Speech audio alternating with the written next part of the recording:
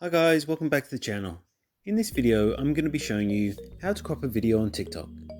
But before I do that, please don't forget to like this video and subscribe to my channel. Okay, so to be able to crop a video on TikTok, first head over to the TikTok app on your mobile device. Then once you're in the TikTok app, tap on the plus button in the bottom of the screen to either upload or record your video. So once you've recorded your video or you've uploaded it, tap on the edit button on the right hand side of the page. And here it's going to take you to the video editor.